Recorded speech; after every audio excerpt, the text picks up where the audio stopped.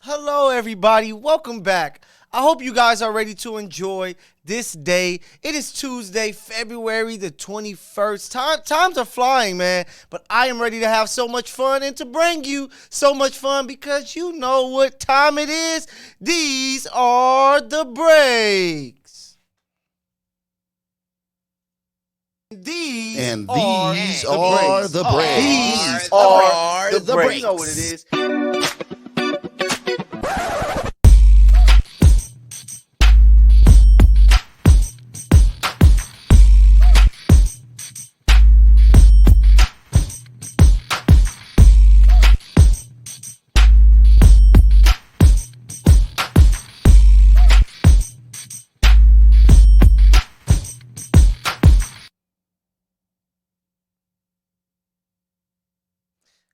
We are back, man. I am Mykell, Mathieu, the one and only, and you guys know what time it is. It is the day where I like to have so much fun here with the breaks, baby. This Tuesday edition where I have to talk about it. It's not much sports going on right now. You know, unless you're a college sports fan, college basketball, men and women, is going on. It's a lot of big-time games, a lot of ballers out there. So if you haven't checked out any games, go and do so. But we have to talk about the pros, and there's no football to talk about as of yet. I have a little more for you later. But let's take it to the breakaway report where I can talk some hoops, baby. So as we all know, the All-Star weekend just passed. And I don't know what you guys feel. I don't know how you guys feel about it. But we have to talk about it. The weekend concluded with Team Giannis defeating Team LeBron 184-175 there in Salt Lake City, Utah. Jason Tatum took away the Kobe Bryant Award, the MVP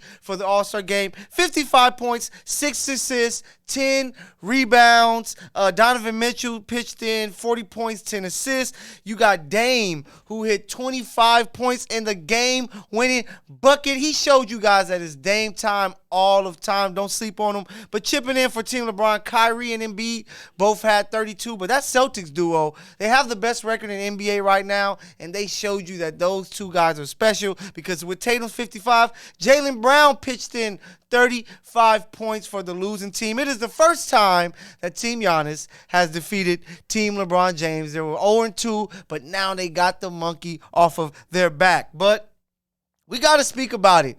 What do we feel about this All-Star weekend? You guys let me know in the comments because I am going to tell you why the NBA All-Star weekend is terrible. Yes, that's right. It is terrible. I believe it was in a bad city, but I do understand the NBA has to look out for their smaller markets, so they have to show love to Salt Lake City. But I just think that they have done everything to take away from fans appreciating and enjoying it. And it all started with the skills challenge on Saturday. I don't like it. I don't like the fact that it's teams. I don't like everything that they have to do. Let's kind of take it back. Like, it's an easy fix. Let's take it back. Skills challenge should be one guy. It should be individual players going up against each other. What happens to the team challenge that they used to have where you had the WNBA player, you had the present NBA player, and then the NBA vet where they would have the shooting challenge that they would do. That was a part of this year's skills challenge. I think they should take that back to dribbling, passing, and then a little bit of shooting, and then give us the team challenge where we can see a WNBA player, where we can see a current player and a legend and a vet there playing. I think that can be a quick fix, but let's see if the NBA is going to do it. But we have to talk about the NBA Slam Dunk Contest, which probably was the highlight of the entire weekend because of a player that's in the G League. Mykell was the guy who brought all the eyes and the attention to the All-Star weekend because of his performance. He pulled out some amazing dunks. And if you've been following him on Instagram, social media throughout his years, even back to college, we knew this is what this guy can do. But he's not a big enough name. That's not enough. I love the three-point shootout. It was really cool because you had Dame bring home the trophy there. But we need more of the big names. Where are all the big guys at? The NBA All-Star Weekend was known for the stars of stars to show up and show out. But we don't see it enough. Are we really going to depend on a guy like Mykell to be the face of All-Star Weekend? It is not enough, NBA. I don't know what the NBA is going to do. I don't know how they're going to try to fix this. But there has to be some way, somehow, that they get a Ja Morant to be in the dunk contest. They can get more of the guys to show up and do the three-point contest. They get more guys in the skills competition. Can you imagine if you somehow get Magic and Michael Jordan to compete in a team shooting challenge? That would be crazy. And the NBA needs it because everyone is becoming turned off by the NBA All-Star Weekend. And like I said earlier, it concludes with the game, which Coach Malone was 100% right, and I agree. It was some of the worst basketball that you will ever see. Damn it, it was 184 to 175. You don't even score that much in a 2K basketball game on 12 minutes. So it is a shame that these guys show up. There's no competitive edge. There's no defense. There's no nothing. They're just allowing guys to go to the layups, allowing guys to shoot threes. What made the NBA All-Star Game so great was because you saw the best pickup game that you will ever see. You were able to see your favorite players in the league currently going at each other's neck, where they know it didn't really matter, so they didn't have to go too crazy hard, but they played basketball because they understood the assignment that they wanted to show out in front of the world. I remember the late, great Kobe Bryant was on the show All the Smoke, and he talked about the All-Star Game and the competitive edge that was taken away, and he is 100% right. That's what made it great. My favorite All-Star Weekend of all time was 2003 or 2002, the game in D.C. where AI, Marbury helped put together a comeback for the ages in the All-Star Game. Down 20 to come back and win versus the Kobe Bryant, Kevin Garnett, and Tim Duncan-led Western Conference team. I think we have to get back to that. I think we have to get back to the Eastern Conference versus the Western Conference. I think we have to find a way to make this game competitive because I'm not going to lie to you. It was easy for me to go back and forth between the All-Star Game and the Last of Us latest episode, which was amazing because it was just boring. There's no competitive juices. These guys need to come out and hoop. That's what you're there for. I know you want to party, have fun, look cool, and do all of this stuff. They even do an absurd draft before the game, which I hope we never, ever see again. If you ever do that, please take it back to last year where you see it a week or two prior. But I think that these guys need to understand that fans want to tune in to see some good basketball. People pay $1,500 or more to be at the All-Star Game, and they want to see some type of competitive basketball. And that, what they showed yesterday, was not great hoop. You have young players coming up, and they're like, hey, I can just half-ass it because my stars are doing it in one of the biggest games of the year, the All-Star Game. So NBA, I don't know how we figure this out. Can I be a part of the committee? Can I show up and say this is how we fix All-Star Weekend? Because I did not enjoy. I believe it was terrible. If it wasn't for Dame winning the three-point contest and Mykell showing out and doing his thing, it was a total wash for me. We can throw it in the garbage and set flames to it because it wasn't enough to keep me and a lot of people entertained. So NBA, we got to figure it out. We got to get this together. Shout out to Utah. They did put on a great weekend, but we need something better, especially if you're going to bring the All-Star Game to Los Angeles in 2025. So I got more to talk to you about basketball, more hoop that you need to listen to me, give you the truth about here on our breakaway segment. But before I get there, I got to take a break. So make sure you guys come back and join me.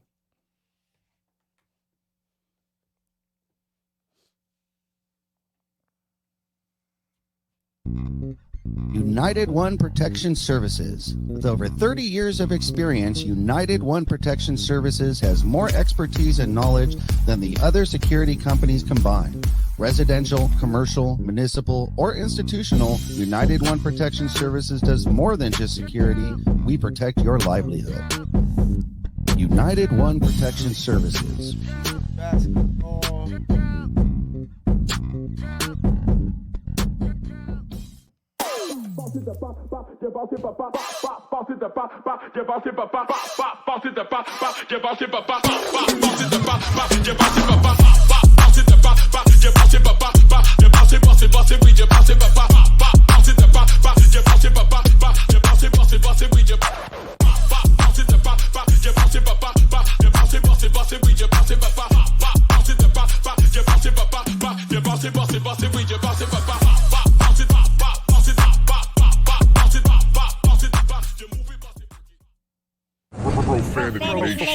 Profanity Nation. A podcast for the fans, by the fans. Dive deep into the topics the other shows miss. Raw and uncensored. And he's going to play team ball. His legacy is at stake. Rare, hard-hitting interviews with players, coaches, and you, the super fans. I'm not hating. I'm like, okay, cool. Good. 3 championships in 5 years. He's more than good, bro. Profanity Nation. Listen live or subscribe on your favorite podcast platform. Powered by Jesse Brown of Keller Williams. Hey guys, welcome back. I hope you enjoyed your break because you guys know what this is. These are the breaks with your guy, Mykell, Mathieu, and I have to continue on with this All-Star Weekend because I got to tell you who's breaking all of the rules. And it had to be the halftime show of the All-Star Game. And believe me, I love me some Afrobeats music. It is an amazing sound. If you aren't a fan, you are missing out. But that wasn't the place and time for some Afrobeats music. Why would you have Burna Boy and Tim's show up to be set up to be played there? If you were in Miami, if you were in Atlanta, if you were in LA, I can understand it, where you have a little bit more culture that will understand the vibes and the sound of the music. But I don't get why they chose those few to be the All-Star halftime show talent, but it just wasn't the time. I didn't like it. The performances were cool, but they didn't get enough energy from the crowd. NBA All-Star Weekend, you failed us all around, and I am not done here with more of the breakaway report, where I have to talk about the NBA going forward, because as we do know, we kind of been taking some breaks from some games. Basketball doesn't fully return when it comes to the NBA until Thursday. Each team has about 23 to 25 games remaining, and I have some things I want you to think about, and I want to discuss. So we're going to start off with who will sit atop the Eastern Conference. Right now, the Celtics are a half a game ahead of the Bucks and 3 games ahead of the Philadelphia 76ers. After the trade deadline, we can fully understand, and we totally understand, this is a 3-team race. We already know who these teams are. The Celtics, the Bucks, who just signed Myers Leonard, which was a very interesting signing. But I'm a guy that believes in second chances. And, hey, he's still a guy that can help an NBA team. So I'm kind of happy to see him get this opportunity. And I think that he's a nice addition to the Milwaukee Bucks. But it's going to come down to the Celtics, the Bucks, and the Philadelphia 76ers on who's going to be playing in the NBA Finals representing the Eastern Conference. But it may come down to who gets the home court advantage. And right now, with the Celtics hanging on barely to this lead, I just think that the Bucks are surging at the right time. I know Giannis has the strained wrist that everybody's worried about. He only played the beginning of the All-Star game, got his quick dunk and got out of there. But I think that he will be okay, and I think that the Bucks will make a push to go and get the top seed going into the Eastern Conference playoffs, and they're going to be ready to go. And if you can avoid a matchup in the second round with Philly, I think that would be ideal for the Celtics or the Bucks, because Philly looks for real. This may be the last chance they have Embiid and James Harden together, with James Harden possibly going back to Houston. I hope that rumor is all BS, because it will be the worst decision of his career, and he's made some bad decisions. But I'm going to be looking out who's going to be sitting atop the East. You guys let me know, who do you think is going to be once these 23 or 24 games are up? Will it be the Celtics? Will it be the Bucks? Or will it be the Philadelphia 76ers? Cleveland, I see you there, but I don't think you guys are ready enough to make a run. So that's it. That's it there for the Eastern Conference.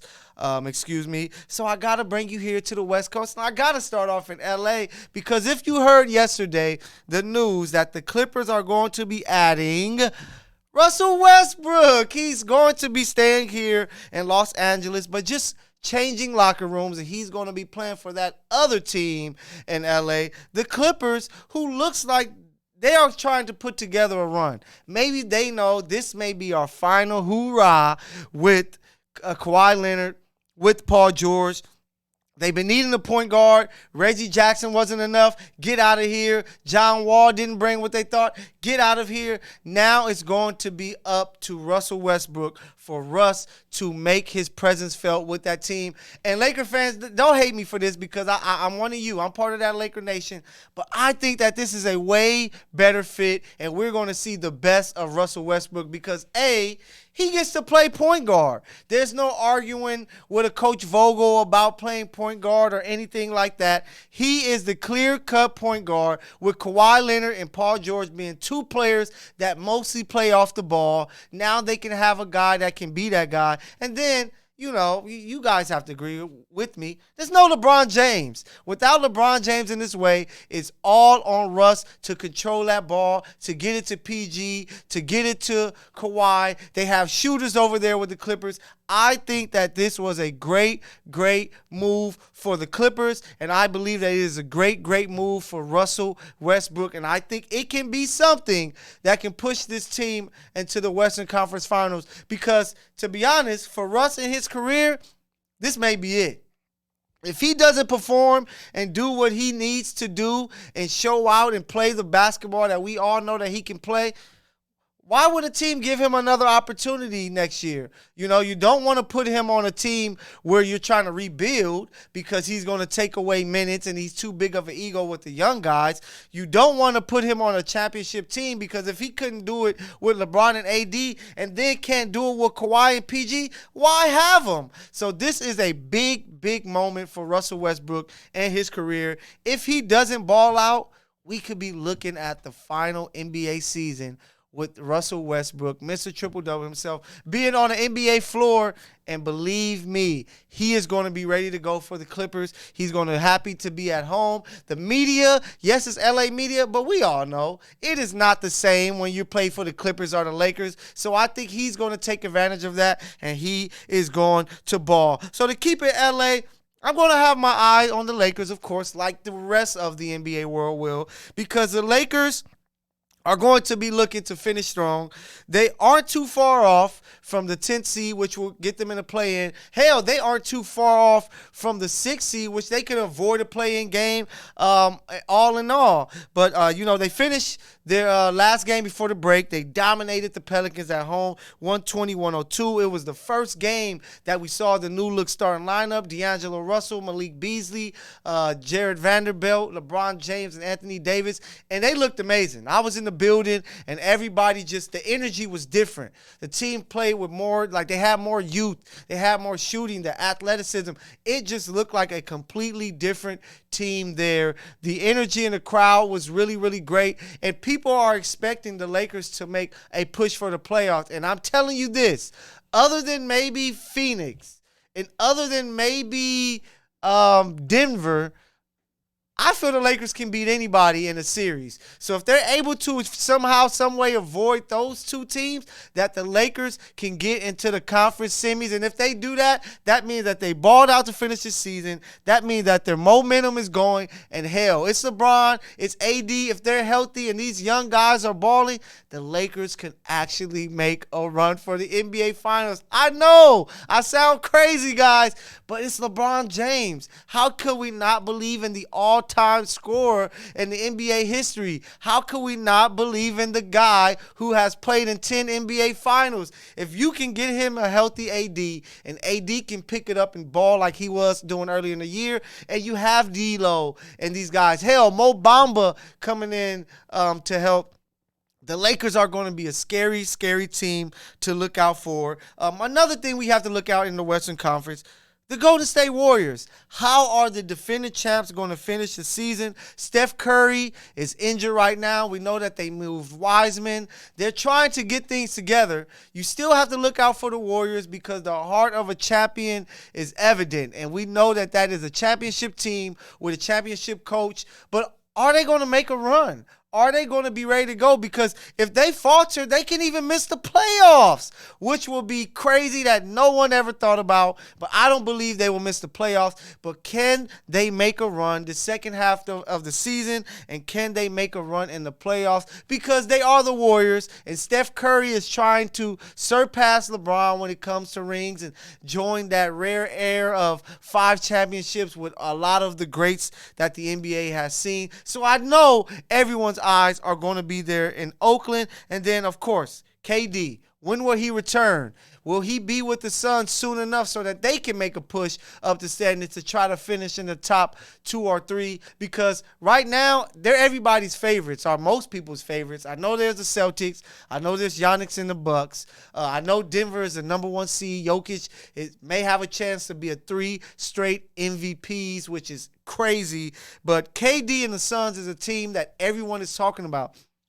D-Book, Chris Paul, DeAndre Ayton, now Kevin Durant. They are a team that we're going to have our eyes on, and we want to see how they mesh together. I know that Monty Williams is a great, great coach. I know that you have the point guard there, Chris Paul, but we still have to see if they can get enough chemistry to truly be that top team in the Western Conference. So I'm going to have my eyes on it. I know you will too, but let me know what you think. Who's going to come out of the East? Who's going to come out of the West? Because I know we all have our predictions and we all want to make a pick. But you guys let me know down below in the comments what you think. And I will probably tell you next week why you're wrong, or, if I agree with you, why you're right. So, hey, do not go too far. Go get some popcorn, get you a drink. But there's more of The Breaks with your boy, Mykell Mathieu. I'll catch you guys in a minute.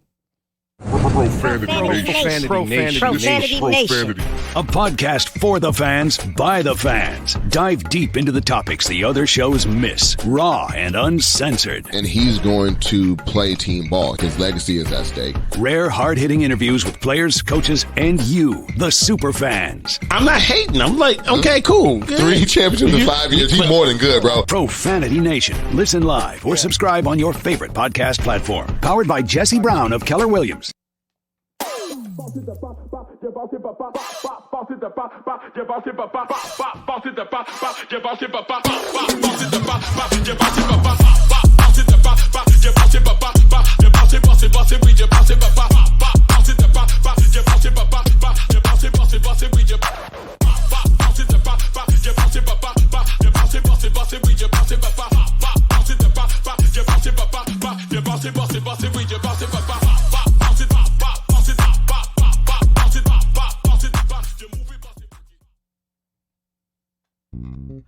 United One Protection Services. With over 30 years of experience, United One Protection Services has more expertise and knowledge than the other security companies combined. Residential, commercial, municipal, or institutional, United One Protection Services does more than just security. We protect your livelihood. United One Protection Services.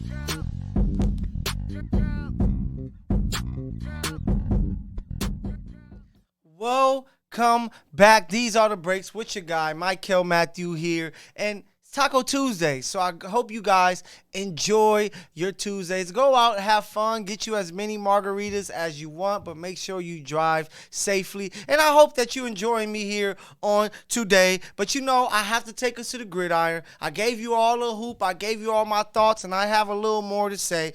But I have to take you to the gridiron with the NFL. I know the Chiefs are the Super Bowl champions that happened not too long ago. They took care of business.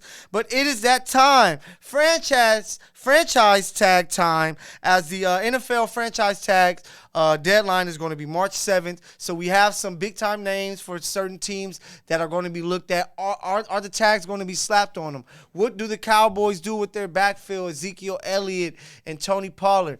Lamar Jackson. Will Lamar Jackson sign a long-term deal finally with the Ravens, or will they have to slap the tag on him? Or maybe They might trade Lamar Jackson.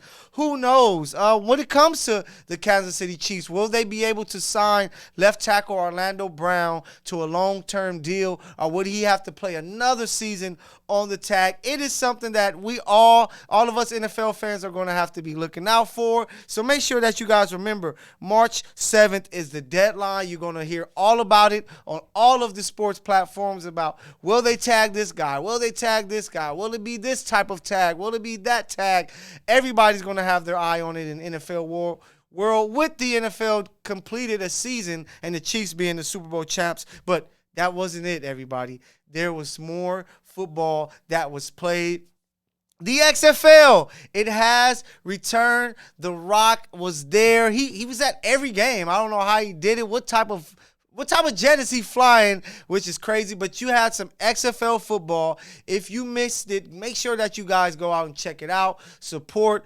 They tried to do some different things like the kickoff, the 2-point conversions. Hell, they even tried something different for the onside kick. You get 4th and 15 at the 25-yard line. If you make it, you keep the ball, and you go and try to make something happen. It was football, but in a different way. Let's go and support the XFL, because I remember the first time it came around, and LA had his team with, I know the quarterback Maddox, and he did his thing and balled out, and it helped him get a job in the NFL. So let's see if any of these guys can go and get a job. I know there's guys like former Alabama great A.J. McCarron is a quarterback in the league. Josh Gordon is still playing football. He's in the league. And, you know, we got to show love. If you're a football lover like I am, you're going to give it a shot. And, you know, you should enjoy it, because I know that you will. But before we get out of here, I have to break out, and you have to break out with me, Mykell. And I have to talk about something, because the All-Star Weekend has come to an end. And just looking at how basketball is played on today, it just had me come to a real crazy thought to a lot of people, because I talked about some people about it earlier. But this era of basketball period is all about following the leader. You know, in the 80s, Magic and Bird were the leaders. It was about being very competitive. It was about team basketball, making it happen that way. So that's what you saw throughout the league, and that's why you had the great teams like the Lakers, the Celtics, the Bad Boy Pistons, the 76ers. You had the young Bulls coming up, and so forth. Then you moved over to the 90s, and it was Jordan, who was super competitive, and he wanted to win at everything. Slam dunk contests. He wanted to lead the league in scoring. He wanted to win championships, and that carried over to the 2000s, where you had guys like Kobe and Shaq and Duncan, who were very competitive. Hell, Shaq and Kobe were so damn competitive that they were competitive on the same team. That's what type of league that we had.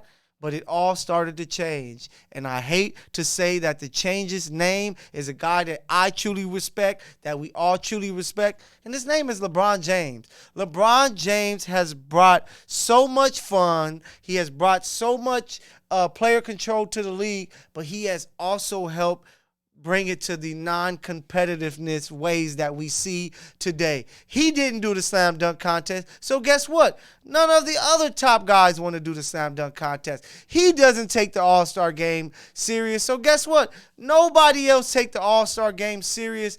I think the issue with this era is that the leader of this era is LeBron James, who is going to go down as one of the top 5 to 7 players of all times. He can be from your number 1 to number 7, but he's nowhere lower. He is the guy that everybody has followed. And first with him teaming up in Miami, then him going back to Cleveland to team up, then leaving again to come to the Lakers to play with Anthony Davis once they made the trade. I think that he has kind of stripped some of the competitiveness from the league. This is why everybody wants to play with each other. This is why everybody isn't coming at your throat like Kobe was when he played against LeBron in the 2013 All-Star game.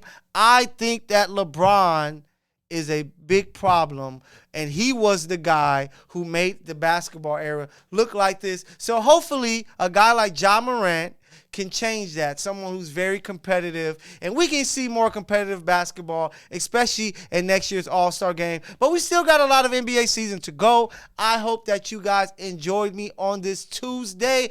Have a safe day. Enjoy some tacos, get you some drinks, and have a lot of fun. Y'all know who I am. Y'all know what this is. Mykell Mathieu. These are the breaks. Catch you next week, guys.